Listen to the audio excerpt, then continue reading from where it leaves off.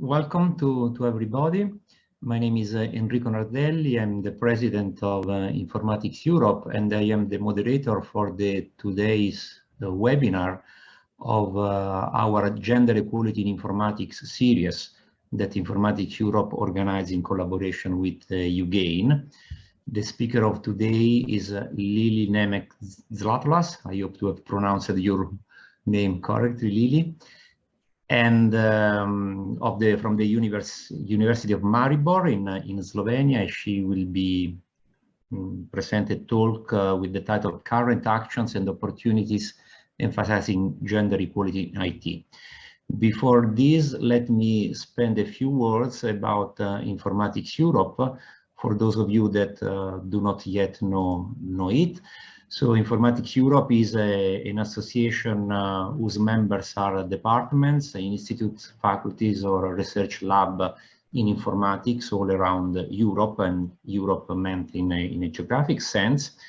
We started in 2005 to give a common voice to European higher education and research, modeling our association after the CRA Computing Research Association in the United States that groups all the departments in the United States of computer science and the major information technology players.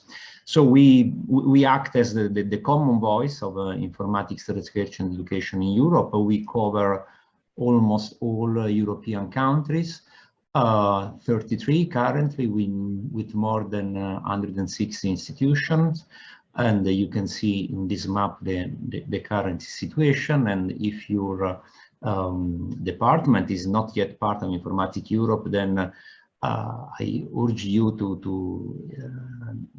try to know more about our association. We produce a common position in education, research, and social impact on informatics. We want the European informatics community is stronger and more united, because the more we are, the stronger we are, the more we can reach common goals. As I said, we are a no-profit association, and the leaders of our association are scientists, volunteers, people like me that allocate some of their time to pursue these common goals and this work on common mission. And by the way, I mean, it might be something of interest also to you to give your contribution to the association. Our main working areas are listed here, from research and education to diversity and inclusion, which this webinar series is one example, societal impact, sustainability, data analysis. We publish since many years a very important report on how many students and how many degree, how many PhD we produce every year in Europe in various countries. More recently, we have started working on open science. We contribute policy recommendation to European Commission policy decisions. And we also run a number of initiatives to empower our members in terms of courses on academic leadership.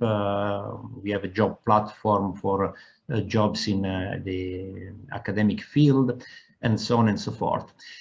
We have every year a conference. This year will be in Hamburg from October 24th to 26th, focusing on workforce for the digital transformation.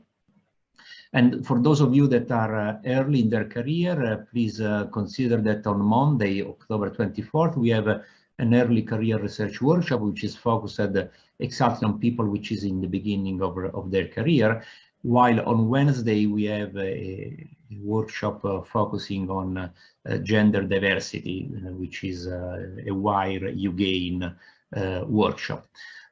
Also important is this event on leadership development, which is something that usually they don't teach us when we are working on our PhD. They teach us how to do research, but also once you have got research and maybe you start having a research project, you have a group, then leading this group is something that is important, and either you learn the hard way on the job, making mistakes, or you can attend one of our courses, and you can be helped in this endeavor. We have every year at least one course, and this year will be from September until December, and it is online. So here are the information. This was my one before the last slide. So this is the last one, recognizing the cooperation with the UGAIN, which is a cost network actions that we started within Informatics Europe and now is running very successfully. And so I now give the floor to Lili for a presentation. And Lili, the floor is yours. They will stop my sharing. Okay, thank you very much for the presentation. Okay, let me just share. One final organizational note: we will have query and answers at the end of the session. So the talk will go on for about 45 minutes, and then we will have query and answer, and you can also write your query in the chat, or you can deliver it orally, the way you prefer it. Okay, so I hope you can see my screen already. Not yet. Oh,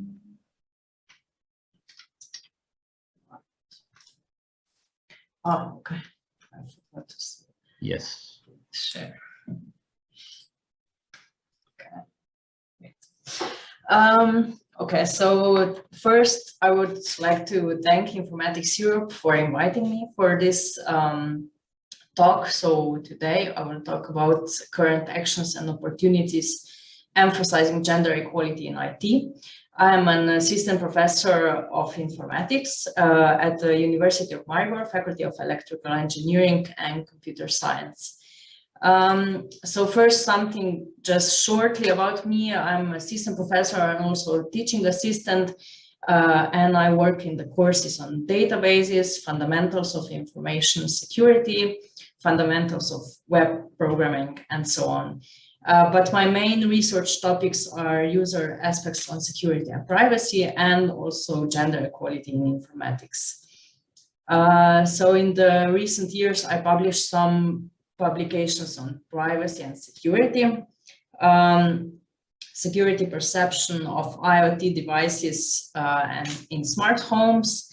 And then we did systematic literature review of models of privacy and disclosure on social networking sites. And we developed a model of perception of privacy, trust, and self-disclosure on online social networks. But these are just a few of the latest publications. And there are also some publications on gender equality in informatics also. One is in English, so it was a paper on strategic approach to attracting female students and researchers in the ICT field. And another one was analysis of guidelines involving more female students and researchers and in STEM fields. So currently I'm collaborating in different projects. One of them is the already mentioned Cost Action EU GAIN. I'm also in the working group Diversity and Inclusion by Informatics Europe. Okay. Sorry about this. I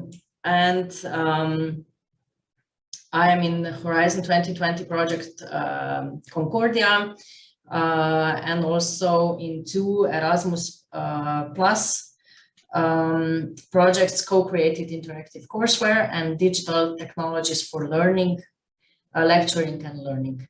I'm also in the Target research program in Slovenia, where we are developing a cybersecurity training programs.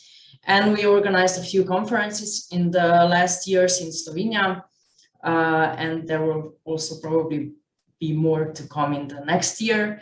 Next years, I was also awarded the Slovenian Congress Ambassador of 2021. So this was really shortly something about me, but now I will go to the topic. So first to the information technology itself. So I would just like to point out that it's never too late to start learning. information technology, and it's crucial that we learn all the time proactively. So even if we have all our degrees, we need to really step up with the technology trends, because our field is really changing on a yearly basis.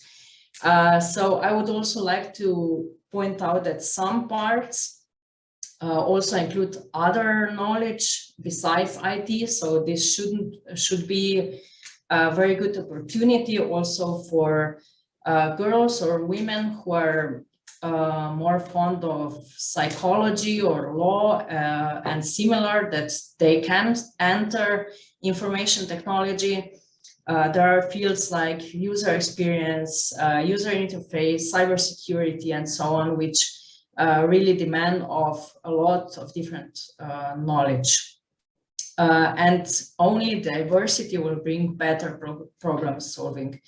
If we just look at some of the Gartner's top strategic technology trends for 2022, we can see cybersecurity, mesh, privacy enhancing computation in it, and of course, AI, engineering, decision intelligence, and so on. So everything is developing really quickly.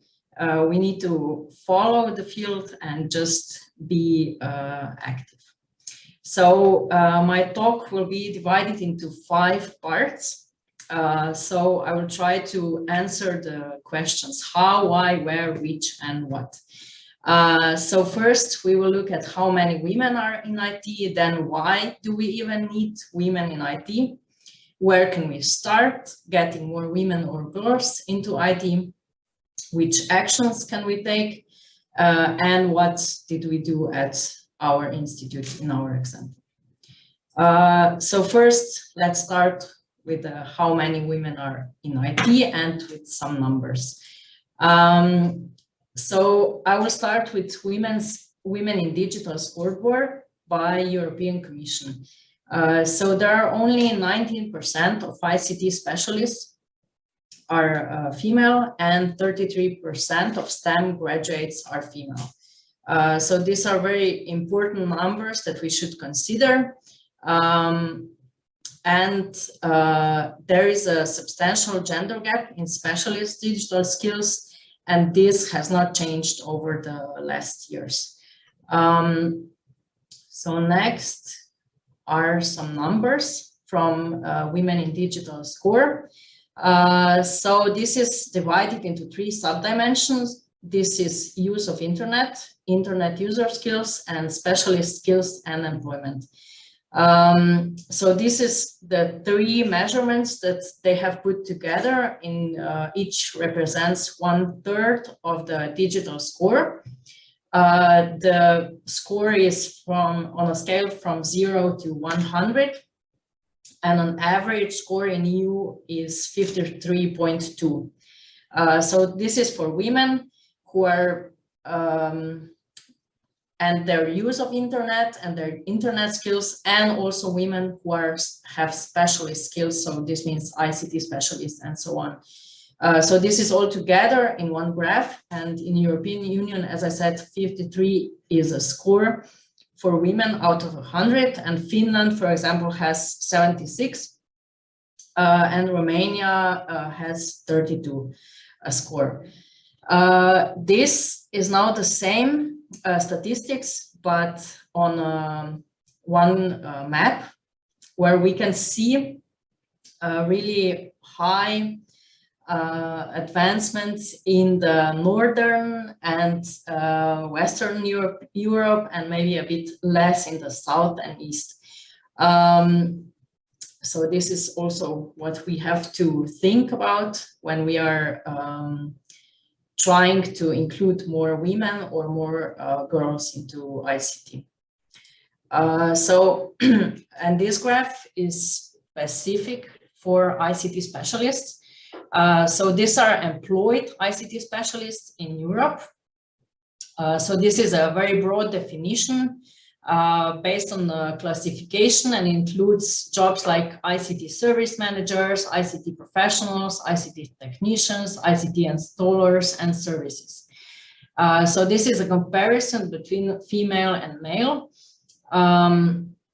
So there is a substantial gender gap, as we can see in all of the countries in European Union, and in average there are a bit more than 6% of male and a bit less than 2% of female in whole European Union. Then another interesting fact is that there are more women university graduates in Europe, but they still remain underrepresented in higher paid professions. More women than men work in low-paid jobs and sectors and in lower positions, and discriminatory social norms and stereotypes about women's and men's skills and the under-evaluation of women's work are some of the contributing factors to this. Then next, the digital transformation that's going on around us is very important in this context, and with this rapid transformation and digitalization of the economy and the labor market, 90% of jobs require basic digital skills. And again, one paradox or phenomenon where we see that girls outperform boys in digital literacy.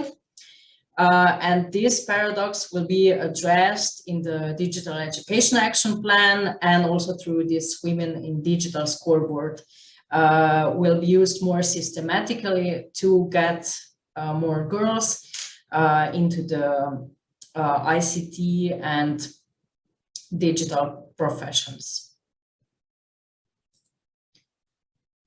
And there was another study by Microsoft where we can see that girls are interested in STEM. Sometimes I will be mixing a bit STEM and ICT because it depends which statistics we can get. And of course, STEM is an umbrella over all the technology studies. So girls are interested in STEM at the age of 11, and they lose their interest by the time they are 15. So this is something we should really pay a lot of interest to, or just try to get this graph going upwards from the age of 11, not going downwards at the age of 11. Then again, when they start to study, they start to get more interest, but they have very high interest at the age of 11, and they just lose it until the age of 15. They lose a lot of their interest in STEM.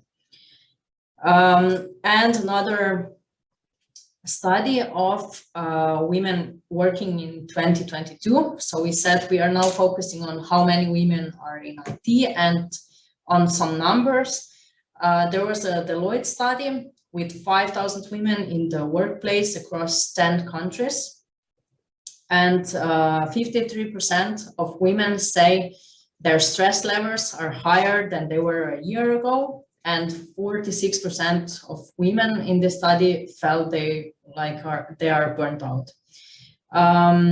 For those working in hybrid, also 58% of female feel excluded from meetings and interactions, or they don't have enough exposure to leaders, or they don't have clear expectations around where or how they work. So this is also very important in the last 2 or 3 years, that remote and hybrid work has changed a lot. This was again a study by Gartner, where we can see that hybrid and remote work does not guarantee benefits to all employees, and it can potentially worsen diversity, equity, and inclusion. So this is very important that we are aware of this fact. And also 76% of managers said that on-site employees are more likely to be promoted than remote workers. So we could get, again, a bigger gender pay gap if we don't act now.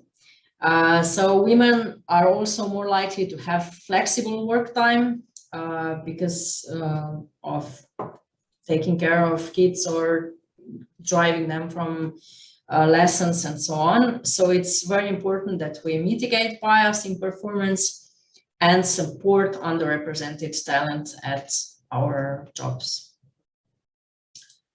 Okay, so we are already at the next question. So why do we need women in IT? So here we will again look at some statistics and see why we really need to do something about gender equality.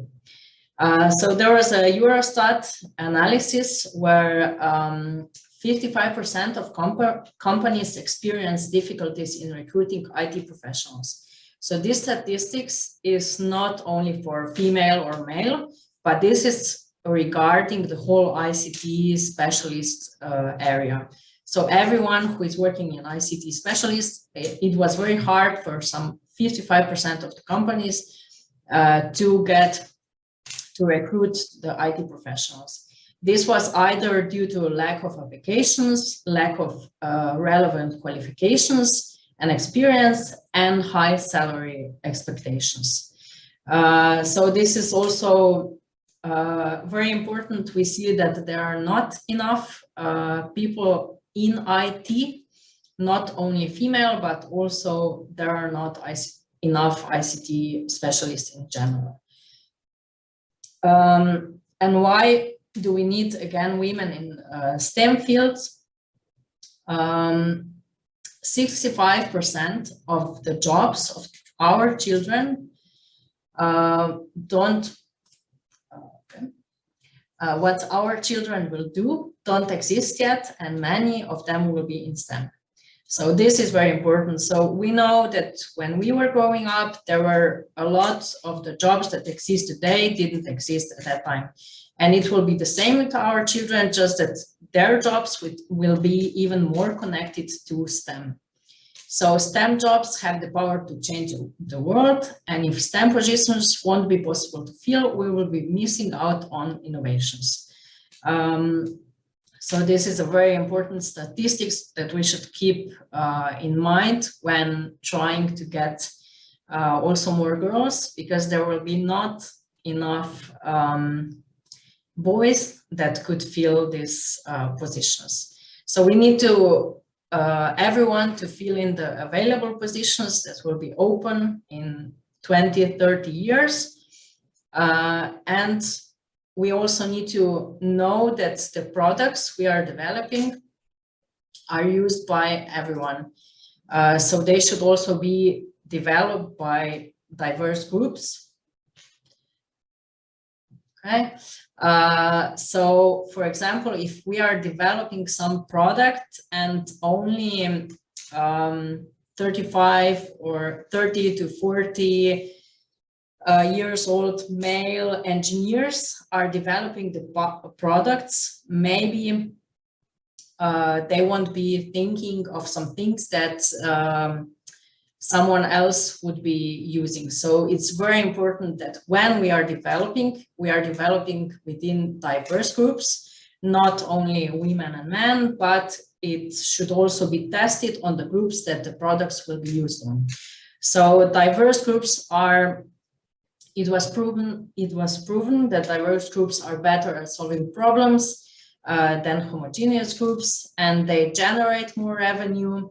They inspire future generations to attract more females in IT, have higher levels of productivity, and have better job satisfaction.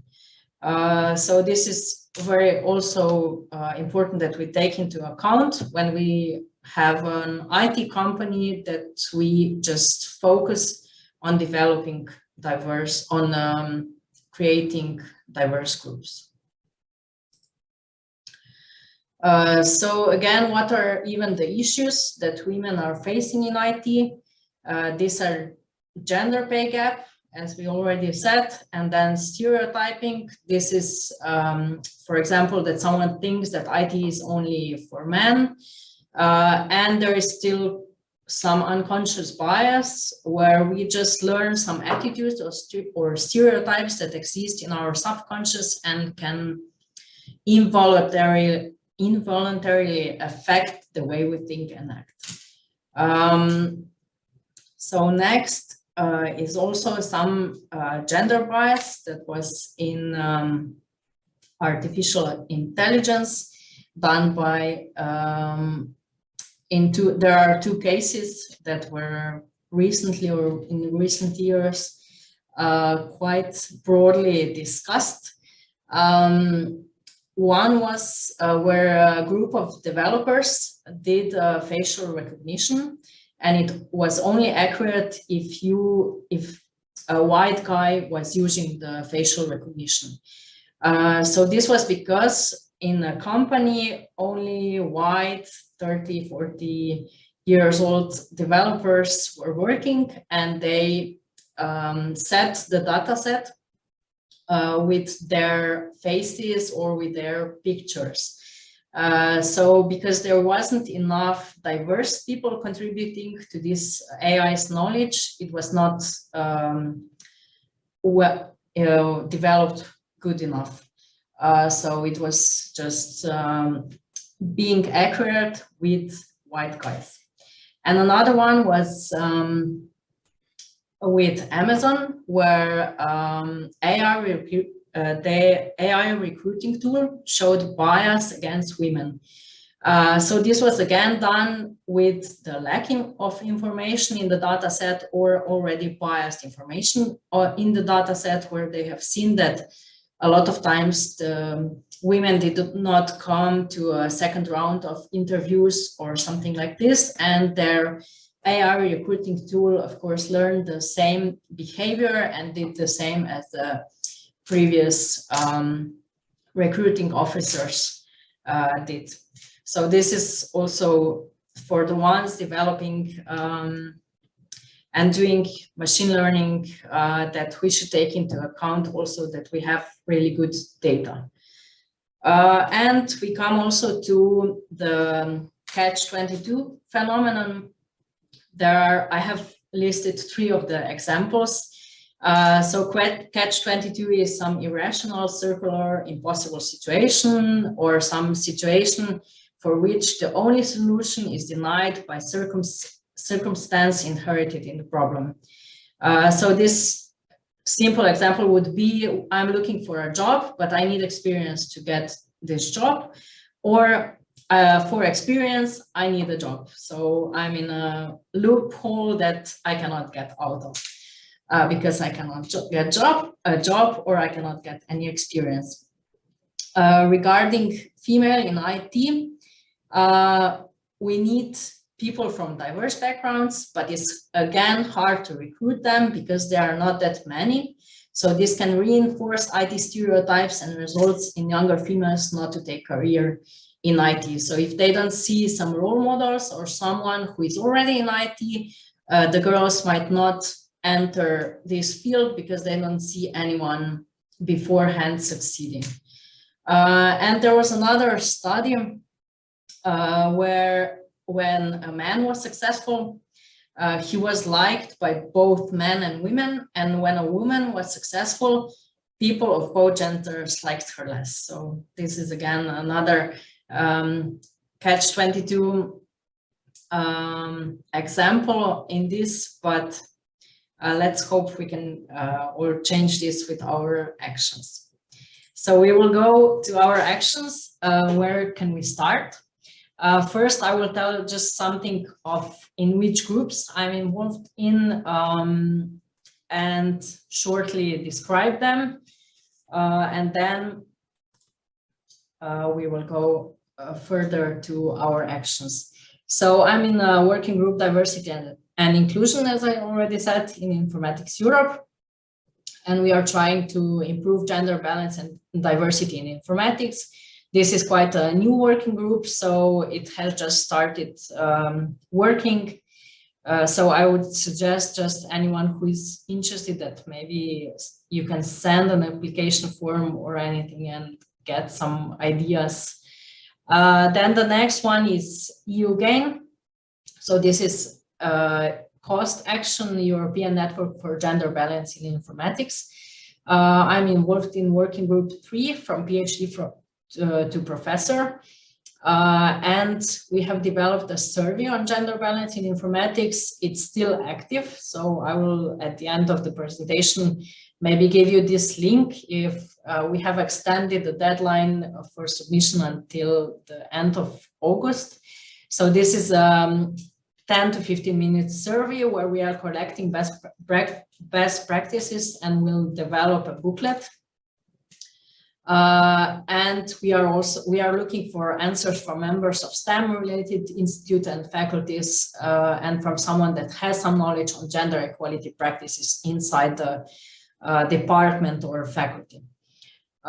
So I would really appreciate if anyone who hasn't done the survey maybe spreads it around and does this during the summer. And the next is we have developed within the working group a booklet of best practices from PhD to professor was developed, which is already online, and there will be another updated version after the survey results will be presented.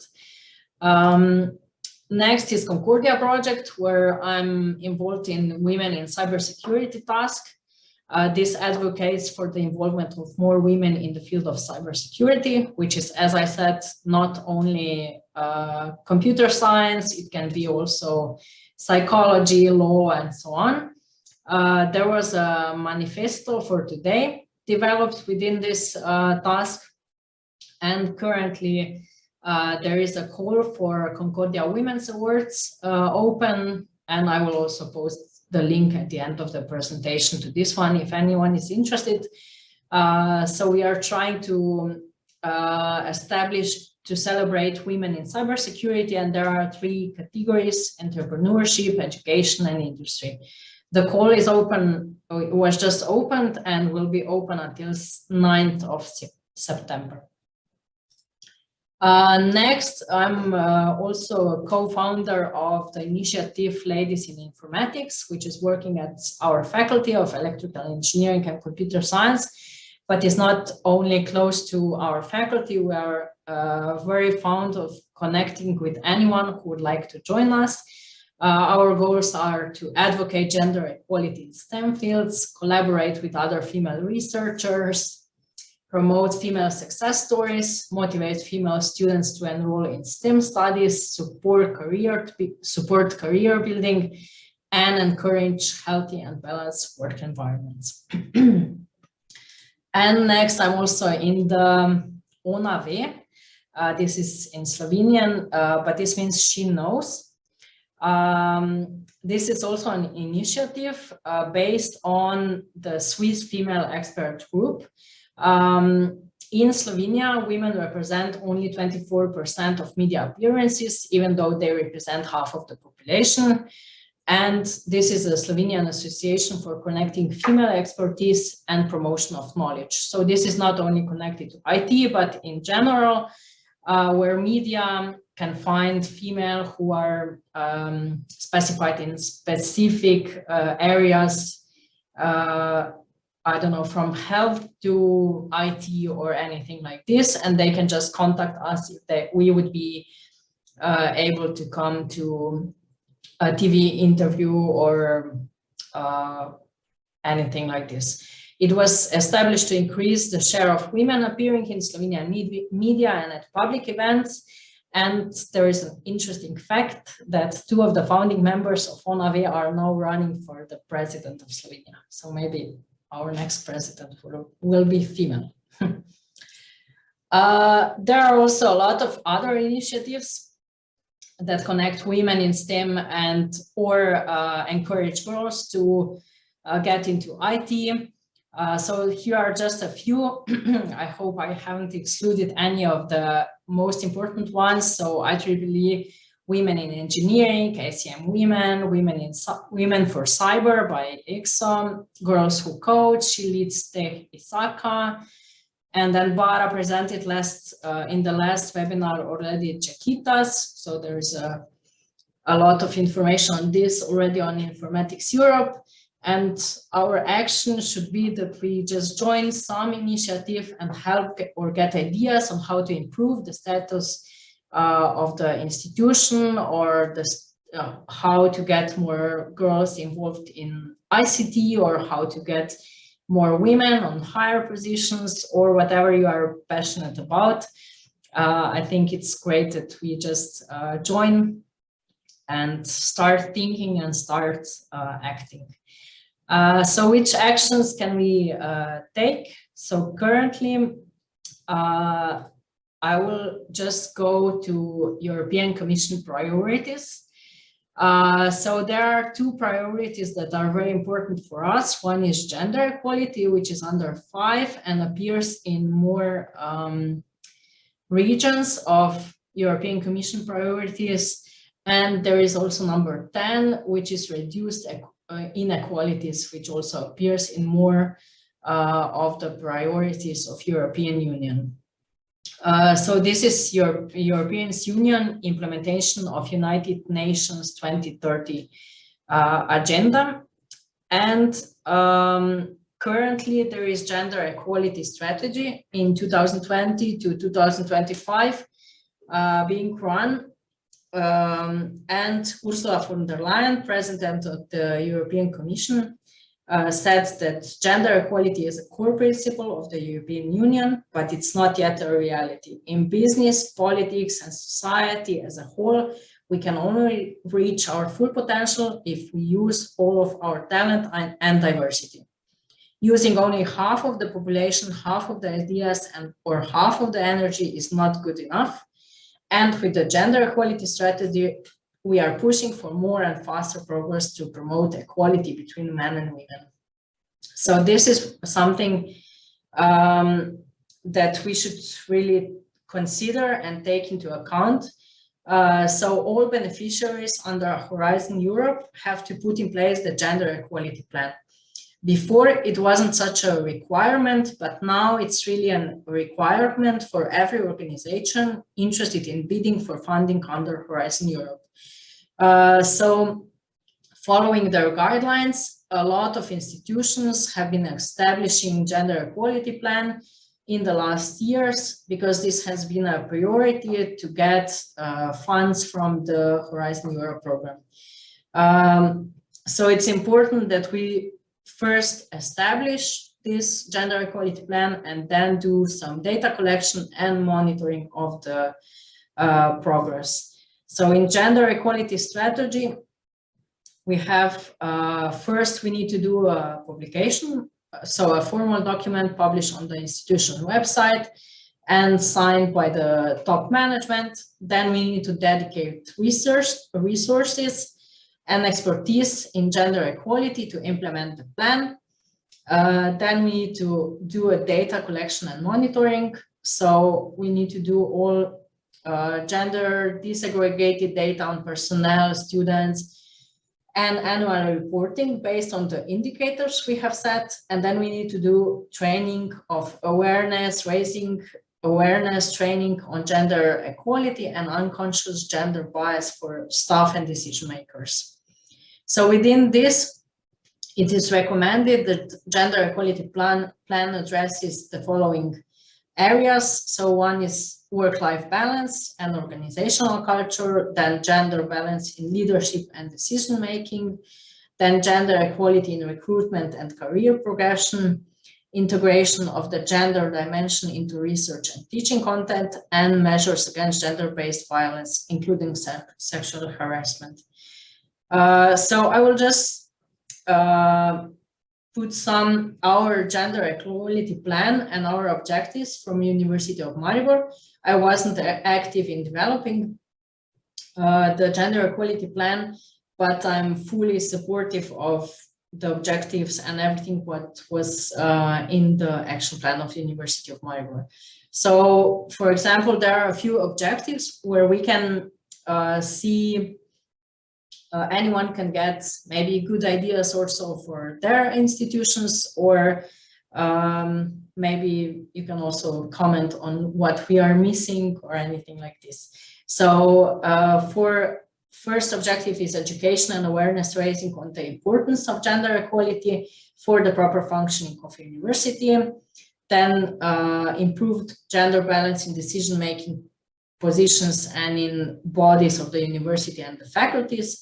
Then gender equality in the recruitment, and zero tolerance in all forms of discrimination, equal opportunities for career advancement, and reconciliation of work and private life, and introducing the gender inclusive language use at all levels of University of Maribor operations.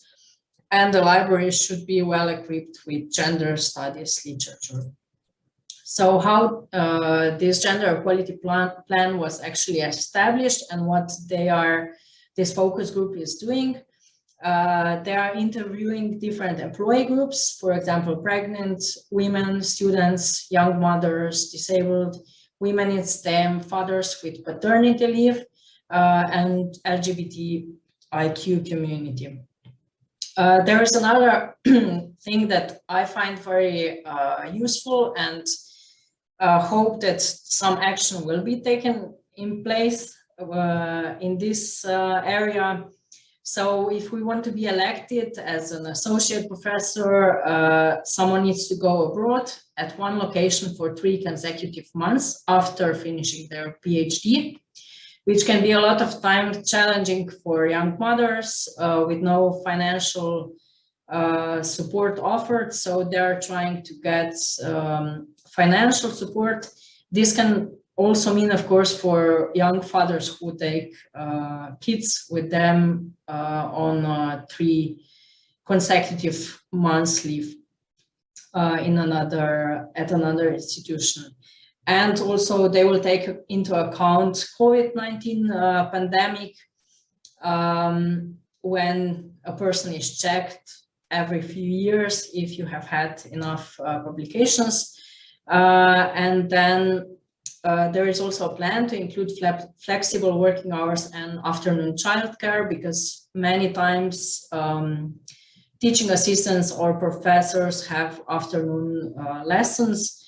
And it's a bit hard to get childcare for kids during those hours. So most importantly, out of these gender equality plans, I believe it's important that we know that a plan without an action is not a plan.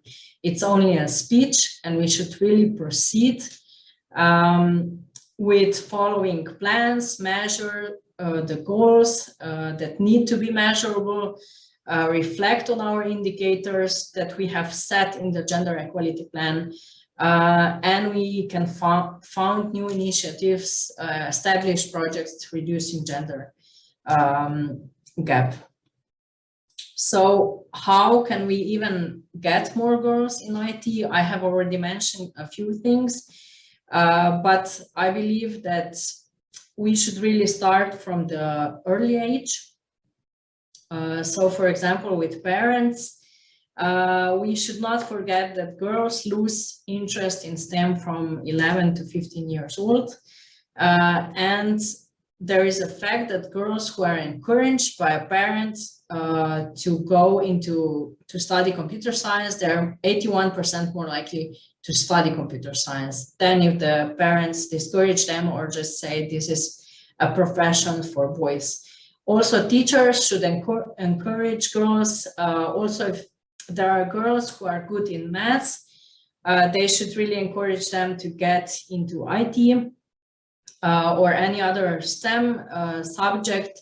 They shouldn't be hearing that this is not for them from the teachers. So we should really change maybe sometimes our view on this and change our teachers of our kids' view on this. And if we will get more women and more girls into IT, we will get more female role models, and this will just create a snowball effect with inspiration to girls. They will see that they can be successful in this field, and they can enter the field. And we should organize a lot of hands-on experiences within the educational system and workshops or summer schools outside. And we should encourage girls to use STEM knowledge in everyday life and do this also in our courses in primary school. So this really depends on which country you are situated in, but in some countries this is still not the biggest priority, and it should be already 10 years ago, but let's just act now when it's still, when we have time. And we can also promote that IT jobs are usually well paid. So I will shortly summarize what we did at our initiative. So we founded the initiative Ladies in Informatics in 2018, and it unites female scientists with related research interests in the ICT domain. So we are always open to welcome new female researchers and student members. I have 40 minutes. Yeah, I have 5 minutes. Yeah, okay, yes. Great. Thank you. You're welcome. And we are welcoming new female researchers and student members in our initiative. So number of female employees has increased by 129% in the last 10 years, which was done also by raising awareness, and we are trying to raise awareness on careful career planning, healthy and supportive work environment, creation of strong collaborations, and actions to attract female researchers into IT.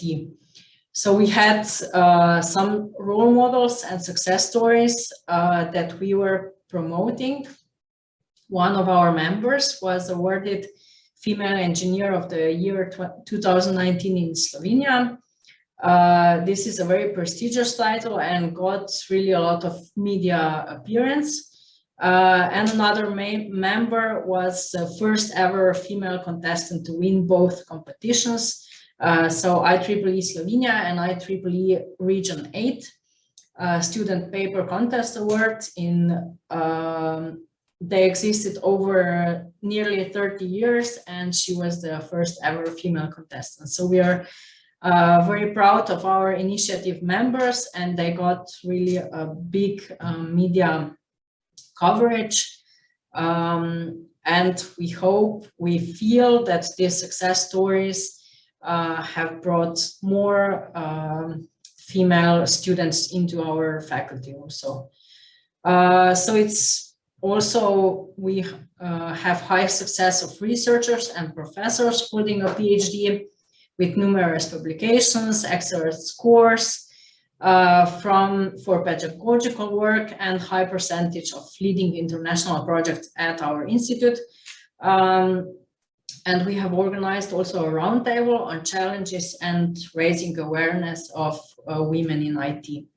And there is another thing that this is not only connected to our initiative, but we support this, that at the University of Maribor, maternity leave is already considered when a candidate is being evaluated for their success criteria. So this is also one thing that was published in a checklist in a publication, More Women in Informatics Research and Education by Informatics Europe.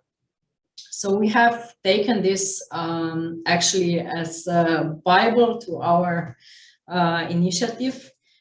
There were really a lot of ideas in this booklet by Informatics Europe.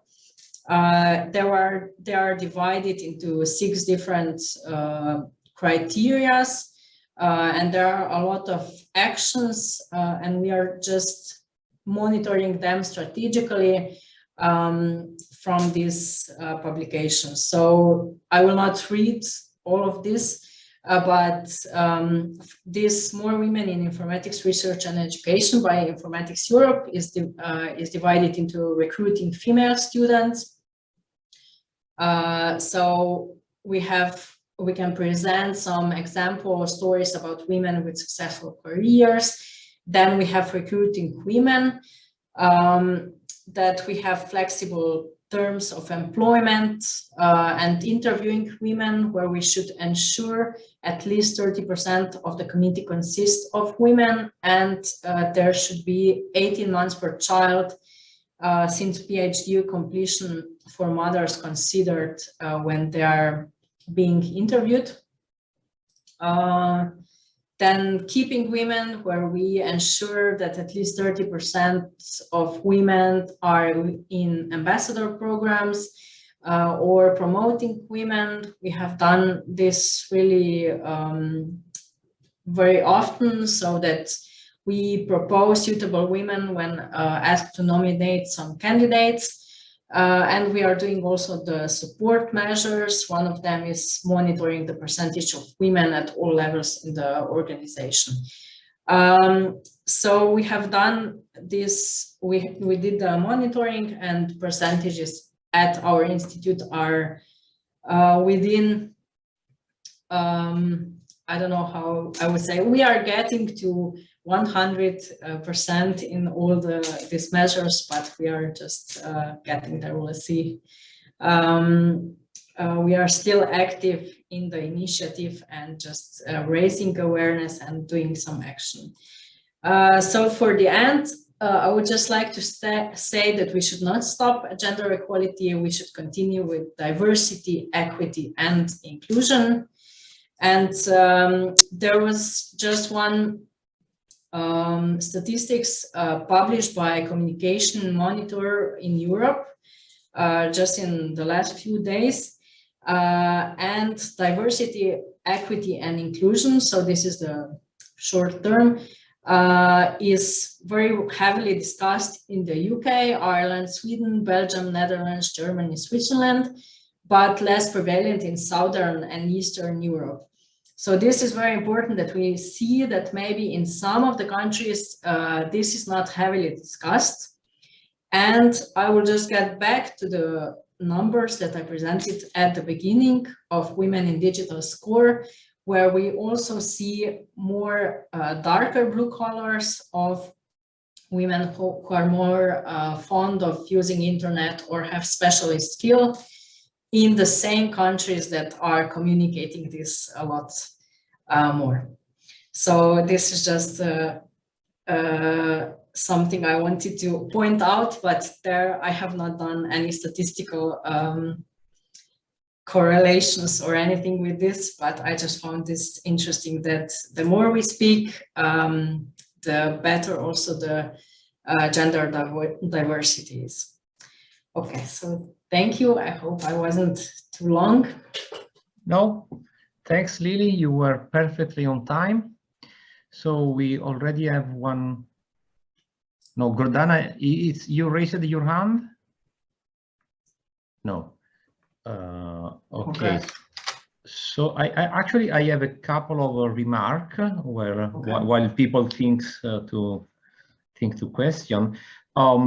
First remark is the data you have presented in the initial part were referring to STEM in general. Mm-hmm. And there is one point that in STEM there is all the area of life sciences, where the situation is the other way around with respect to information technology. There are more women than boys. So the picture, considering the percentage of women in STEM, is rosier than it is for women in IT. So I mean, we should take this into account when we consider this percentage. And indeed, the number of graduates in IT in Europe is more or less around 20%. So it's less than 1/3, which is in general for STEM. A second remark is you have presented at a certain point a graphics from a Microsoft survey regarding when girls start losing interest in, I think it was again in STEM in general. But in my experience, women or girls start losing interest even earlier in primary school. I think that, and I also have done an experiment in a project that I am coordinating in Italy, a large-scale project where it can be clearly seen that from primary school to lower secondary school, I mean, which is between 10 and 11 years of age, there is a sharp decrease in the interest of girls. So the true battlefield to win more interest from women to informatics, to information technology is the primary school. Of course, I mean, if you can't do in primary, it's better. I mean, we're also in lower secondary, but I think really the primary school should be the field where we try to get more interest from girls. And sorry. And one final remark is that there is research showing that girls are more interested in activities that relate to people, while boys are more interested to activities that relate to things in general. So, and this is important because if we do some practice in informatics, and if we focus on the technicalities of some algorithm in itself, then probably boys will be attracted and women will not be, and girls will not be attracted. While if we focus on the purpose of this algorithm, I mean, to avoid the social discrimination, then it may be the other way around. Girls are more attracted with respect to boys. That's why it is important when focusing on the specific kind of educational activities that needs to be done with boys and girls in primary, lower secondary, to pay attention to this aspect, the different interests. Otherwise, I mean, we risk boring girls instead of attracting them. Okay, sorry, I made a lot of remark, but no, thank you very much. Yeah, I agree completely. And with actually with this study from Microsoft, from the age of 11, we already have, so this is still our primary school in Slovenia until the age of 15. So I guess we should really start putting a lot more STEM subjects into from the age of 10 already, maybe 9 and on. So, or just do at least some summer schools or some Lego camps or something. Yeah. You may know that Informatics Europe, together with other computer science association all around the world, ACM, CPIS, and IKIP, has started this coalition called Informatics for All, whose main goal is exactly to push for informatics education in schools, starting from the early years in primary school. So we think that more or less, as soon as you start counting with numbers, you should start, I mean, playing with code or with programs or with computer in a scientific sense, not play just, I mean, using it operationally. Because it's not playing games, but just doing some algorithmic thinking. Yeah, algorithmic thinking. Yeah, exactly. Because I mean, like it happens in mathematics, there is a lot of abstractions going on that requires year of practice. So this is true for mathematics, and this, I mean, they fight for 5 years in primary school. They only work on, I mean, understanding the mechanics or the concept of the 4 operation, when you use the multiplication and when the division. So this is not easy, and they work a lot. And the same should go for informatics. So if there is no more question, I thank you, the speaker, Lili, and I thank all people in the audience for their participation. And follow us on the Informatics Europe website and the UGAIN website, and so that you will not miss anyone. Yeah, the slides will be uploaded, so everybody will be able to see the slide. Okay. So thanks again, Lili. Thanks to everybody, and have a nice evening. Bye-bye. Thank you. Bye-bye. Bye.